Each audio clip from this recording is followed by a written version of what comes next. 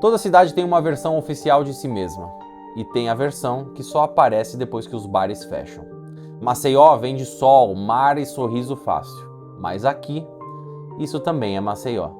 Não estou aqui para caçar fantasmas, nem para provar nada. Estou aqui porque essa história não morreu, e porque ninguém a esqueceu. A Mulher da Capa Preta. Alguns chamam de lenda, outros de aviso. Muitos baixam a voz quando escutam o nome. Esses são dois rapazes que estão aqui fazendo a gravação, querendo informações sobre a Mulher da Capa Preta, aquela senhora. O povo tem medo, povo. Tem medo? Por quê? Porque quando fala, né? Porque foi real. Esse túmulo responde algumas perguntas e cria outras que ninguém pode resolver. A capa está aqui, o corpo também. Mas a verdade, essa continua do lado de fora, andando nas ruas do Prado, esperando outro curioso para acompanhá-la até em casa. O problema é que casa nem sempre fica entre os vivos. Pessoas pensam que até é uma lenda, e não é lenda. Foi verdade, é verdade. Né? Meus primos mesmo, eu tinha um primo que veio para aqui com um outro colega dele e saiu daqui correndo, chegou lá em casa suado e dizendo que tinha visto. Mas histórias como essa não funcionam assim. Ela não começa num dia específico, ela se infiltra. Uma mulher de preto, sempre sozinha, sempre fora de lugar. Talvez fosse uma viúva, talvez alguém que perdeu tudo. Ou talvez só uma mulher que a cidade não soube explicar. E quando a cidade não entende, ela cria. Foi assim, aí ela foi pra um baile. Quando chegou lá no baile, aí ela se agraçou desse rapaz e o rapaz também dela. E ele dançou com ela, e depois deixou ela em casa. Isso aí eu soube, não vi, de jeito nenhum. É o que as pessoas contam, né? Porque ela era muito bonita. Aí só sei que eles dançaram a noite todinha. Aí quando tava perto da meia-noite, aí ela ficou agoniada para ir embora. Aí ele, não vai embora não, tá tão bom a gente dançando. Aí ela, não, eu preciso ir. Ela esqueceu a capa, ele veio no outro dia de manhã para devolver e a mãe dela disse para o rapaz. A mãe dela falou que ela já tinha morrido. Aí a mãe dela, eu sinto muito, ela não é mais daqui, desse mundo. Ela já se foi, tá com muitos anos que ela se foi. Que ela já tinha morrido há muitos anos, há muito tempo. Eu dancei com uma pessoa morta, foi até o cemitério, no caso é esse aqui, né? Trouxe ele e mostrou que ela era uma pessoa morta já há muitos anos. Aí disse que ele endoidou. E aí, o que aconteceu com ele? Ele surtou. E nunca mais se soube dele? Não, nunca mais. Se veio parar assim aqui. Diz a história que até um tempo atrás ele estava no manicômio, endoidou. É uma história que está marcada aqui, né? Está marcada aqui em Maceió. A promessa dela é casar as mulheres. Entendeu? Então, ela é uma pessoa que ela casava as pessoas. Aí a pessoa trazia uma vela branca, uma rosa e um par de roupa para poder realizar o desejo. Aí deixava lá para ela. É tipo uma oferenda. Uma oferenda. E por conta da doença, da tuberculose no qual ela teve e veio a falecer, ela não chegou a concluir isso, a realmente ter um namorado, casar, não. Ela era uma moça. Todo mundo sabe que ela morreu virgem, uma moça. Assim, essa é a lenda, é a conversa que eu sempre escutei, né? Ele não jura nada, não nega nada, e talvez isso seja o mais honesto. Quem trabalha com a morte aprende rápido. Nem tudo precisa de explicação. O cemitério não cria lendas, ele só convive com elas. Se existe um lugar onde as histórias param de tentar ser bonitas, este lugar é aqui. Segundo os relatos, tudo começa numa noite comum. Uma jovem sai de casa escondida como fazia em outras ocasiões. Ela pretendia se divertir e voltar cedo, antes que a mãe percebesse a sua ausência. Naquela noite, ela conhece um homem. Os dois se dão bem imediatamente. Conversam, dançam, passam horas juntos. Nada fora do normal.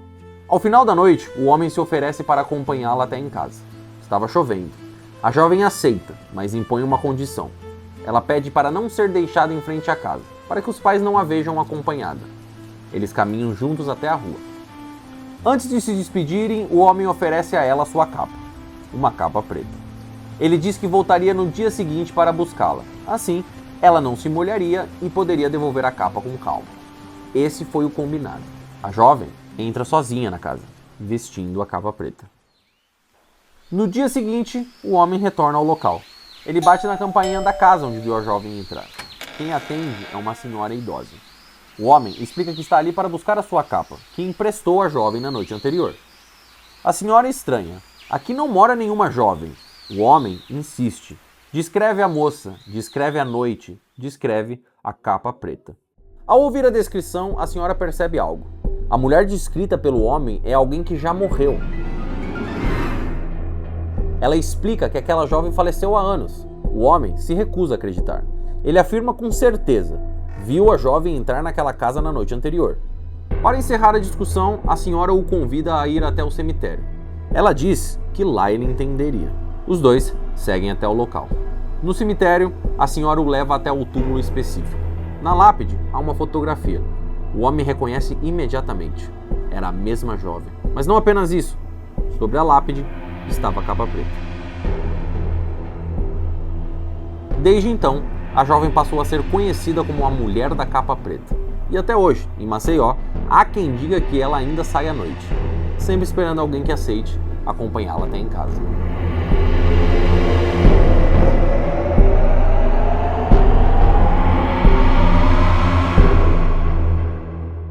Aqui ninguém está tentando convencer ninguém. As histórias saem assim, meio tortas, meio incompletas, como tudo que é verdadeiro demais para ser organizado. Pergunta também, aí por exemplo, isso daí não era no carro, não tinha um carro, né? Não, tinha não. É o que? Ele tava a pé? Eu tava a pé. Aí chegou lá no baile, conheceu um rapaz, que ele é até taxista. E ela deixou com ele assim? Foi, deixou com ele. Quando deu meia-noite, ela pediu pra ele levar ela em casa. Aí só sei que ele, no dia assim, ela pegou e foi-se embora na ligeireza, né? Pra ir pra o cantinho dela lá, né? É, tava ele chovendo. emprestou a Ele capa emprestou a ela a capa, só que ela esqueceu dentro do carro. Aí pronto, aí quando foi no dia seguinte, aí ele disse, vou procurar a casa dela. E levou a capa. Foi, e levou a capa E levou a capa. ele. Levou a capa com ele. Quando eu me entendi de gente, eu ainda alcancei a capa que ele usou. Quando eu ia com meu pai para o cemitério Nossa Senhora da Piedade, era muita gente que ia lá, que queria saber. Aí não existia ainda o mausoléu, não existia, era no chão mesmo. Mas fizeram alguma coisa que deixava a capa pendurada. A capa era toda furada, já estava toda... E era uma capa muito bonita mesmo. Aí eu perguntava ao meu pai, eu dizia, papai, isso foi verdade? Isso foi verdade. Foi. Essa mulher da capa preta. Tanto que, vocês saberam que existia um bloco da capa preta aqui em Maceió? Existiu o quê? Em algum momento, alguém decidiu que a história podia virar piada, virar bloco, virar festa. Talvez porque toda a cidade, cedo ou tarde, acha que dominou seus próprios fantasmas.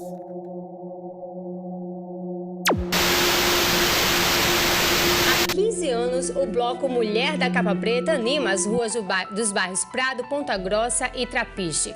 Os foliões de todas as idades se divertem ao som do frevo de bloco. Pois é, eles também são cercados aí por um clima de mistério, um certo mistério de uma lenda urbana. Nossos repórteres acompanharam o desfile e até pularam o muro do cemitério para mostrar tudo pra gente. Todo ano nós estamos aqui, ó. Por onde passava, o número de foliões ia só aumentando.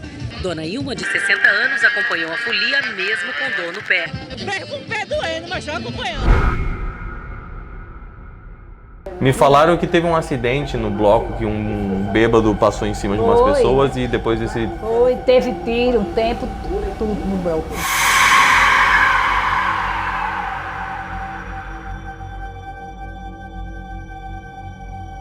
Ele pegou o carro dele, embriagado, e atropelou. Ele matou 5 pessoas na porta do cemitério Nossa Senhora da Piedade, no dia do bloco da Mulher da Capa Preta.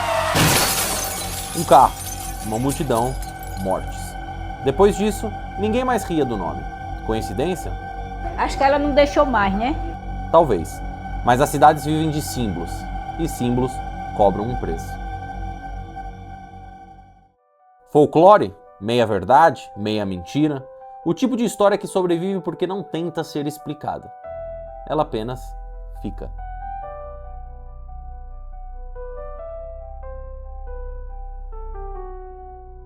Talvez a mulher da capa preta nunca tenha sido uma entidade. Talvez tenha sido só alguém que sofreu demais. Ou talvez tenha sido exatamente o que dizem. No fim, não importa se ela existiu. O que importa é que Maceió ainda fala dela, com a voz baixa, mas ainda se lembra. E toda história que a cidade se recusa a esquecer diz muito mais sobre os vivos do que sobre os mortos. A mulher da capa preta continua andando pelas ruas de Maceió. Nem viva, nem morta. Apenas presente.